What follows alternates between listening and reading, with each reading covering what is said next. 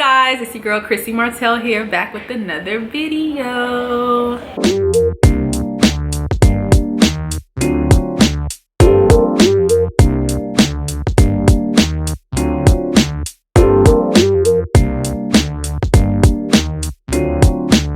Alright, so I just got back from my maternity shoot.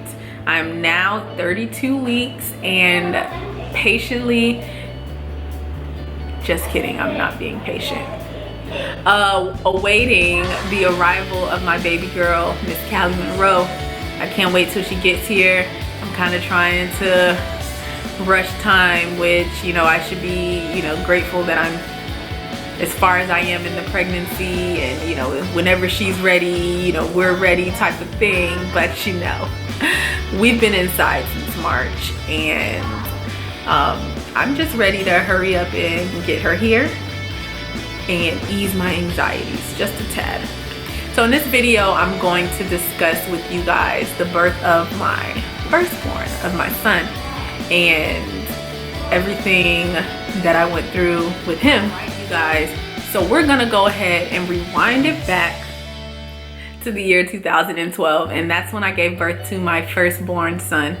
And it was August of 2012 actually, and oh my god, boy, has everything changed since giving birth to him.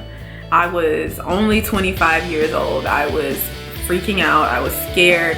Not many of my friends had kids.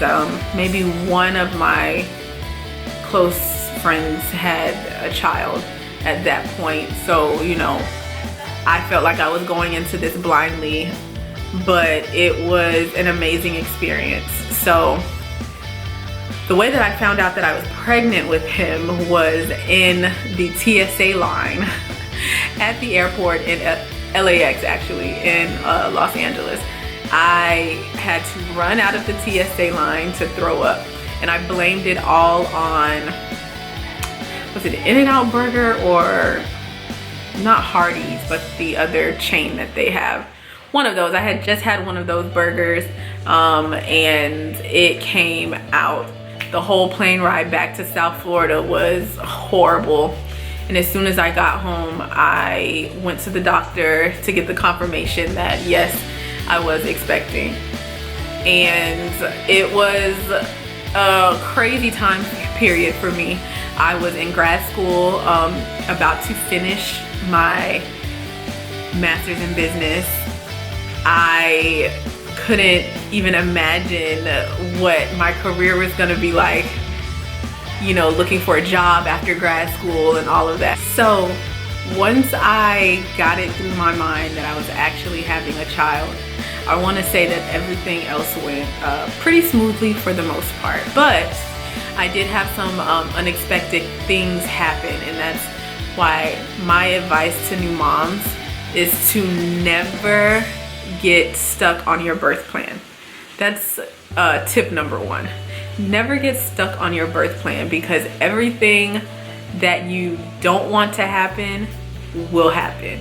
I didn't plan on having any complications. I was, you know, rather young. I was healthy, and I just thought everything was gonna go smoothly. And, you know, God always has other things in mind. So my first hiccup with my son's pregnancy was the fact that I was measuring so much larger than what I technically was. So to give you a perspective, I was about 31 weeks when I started measuring 37 weeks pregnant. So of course that sent up a red flag for them. They sent me to a specialist who then determined that I had excess amniotic fluid, which is hydramniosis. I hope I'm saying that right. So with the excess amniotic fluid, some of your symptoms are, of course, you're larger than normal. So you are breathing heavier than normal. Your back is hurting a little bit more than normal. You're having more Braxton Hicks contractions than normal. So those are some of the things that I experienced during that time. So because I was diagnosed with polyhydramnios, I think that's it. It made me qualify as a high-risk pregnancy. So I was instructed to get my ultrasounds done once or twice a week, I believe. I was going to the doctor once a week, and I was going to my specialist once a week. So it was a lot going on. Normally they believe that polyhydramnios is caused in women who suffer from gestational diabetes, or they have some other underlying issues. But for me, it was just the run-of-the-mill, we don't know you don't have gestational diabetes, because I passed my glucose test, and it was just one of those things. So I waddled around. I tried to make the best of my situation. My son was healthy in there. Everyone always made jokes when I went to go do my ultrasounds, because it was a lot of fluid. I was at like above 30 for one of my measurements for fluid. But everyone was always so surprised when they found out how far along I was and how much more time I had to go, because I was so big. So my doctors gave me the option to schedule my induction. So of course I took that option, because I was kind of suffering, and my back was hurting, couldn't sleep at night. It was kind of a pain. So I went in for my scheduled induction, and it was so funny when the nurses went to break my water. They gave me the Pitocin, they went to break my water, and my nurses were like preparing for Niagara Falls. But I think because of the way that I was sitting up on the bed when they did it, it was like a little trickle. But then maybe like 10 minutes later, I leaned up out of the bed, and so much water came gushing out. It took over the bed. They had to make the bed, which they had towels and they were prepared, but they just weren't prepared for it to be so much. So it ended up being, they were actually like cleaning the floor with extra sheets that they had in the room. So it was funny. It's a funny birth story. So once they broke my water, they put me into, labor. Well, my little boy, which he is currently still a little stubborn one, he was not ready. So after 24 hours of being in labor and only dilating 2 centimeters in 24 hours, they decided to give me the option. My doctor came in and said, hey, we can go ahead and get him now, speed this up for you, or you can wait. They weren't pushy. They gave me the option. But of course at that point I hadn't eaten in almost 2 days. I was like, let's go, you can go ahead and get him. Let's get this show on the road. What time was it? Yeah, it was 8:08 on 8/16. So that was magical to me that he was born with all of those 8 numbers, which was awesome. And yeah, and he came, and I enjoyed every minute of being in the hospital. I loved being in the hospital. And I hear that's like an anomaly, because everyone hates being in the hospital. But for some reason, I enjoyed every minute of being in the hospital. So much to the point that when I got home, I started having hospital withdrawals. Like I enjoyed, just sitting in the bed and, having my food brought out to me on the clock whenever it was supposed to. But that's a whole nother story. I should have just went to like a little mommy spa or something.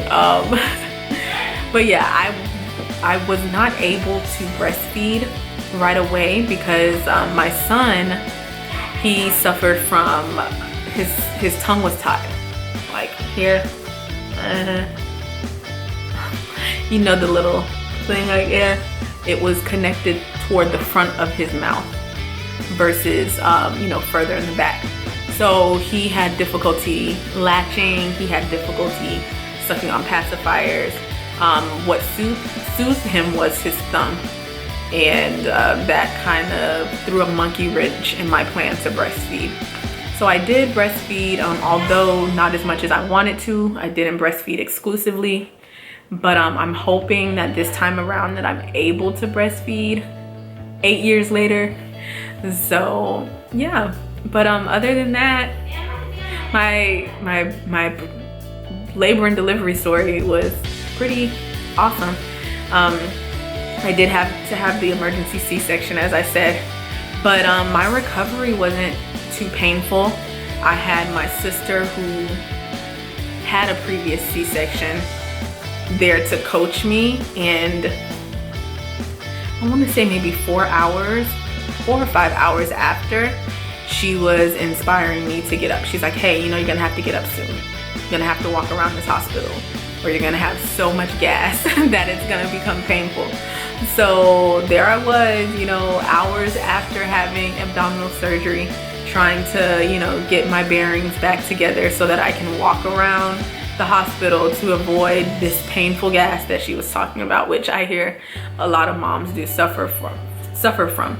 So I know the walking is good to help, you know, your bladder and, you know, everything just go back to normal. So I walked and I walked and I walked and I walked. I would push my baby around the hospital.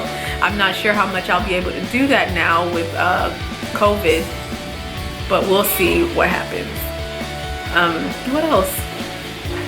That's really it. It was an amazing experience. I'll never forget it.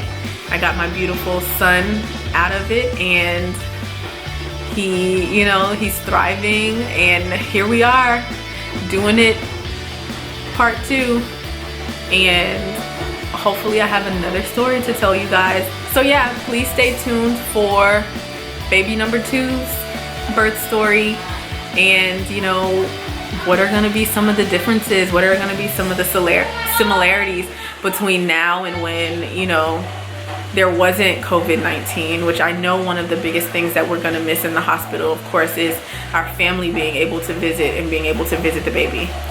My son, which is going to break my heart, he's not going to be able to, you know, visit and see the baby until we get home from the hospital. So I know that's going to be, you know, one of the differences in our situation. But yeah, other than that, I believe my next video will be on what are we doing to get prepared for this birth. I just started thinking about what I'm gonna put in my hospital bag. So hopefully this next video will go through the things that are in my hospital bag. All right, so other than that, we're all good to go here. I look forward to having you guys subscribe to my channel, like, subscribe, share. If you have any questions on, you know, my birth story or Polyhydramnios, if any other mamas out there suffer through Polyhydramnios, then you know exactly those symptoms that I was talking about. And yeah, let me know if you guys have any other questions. Bye now.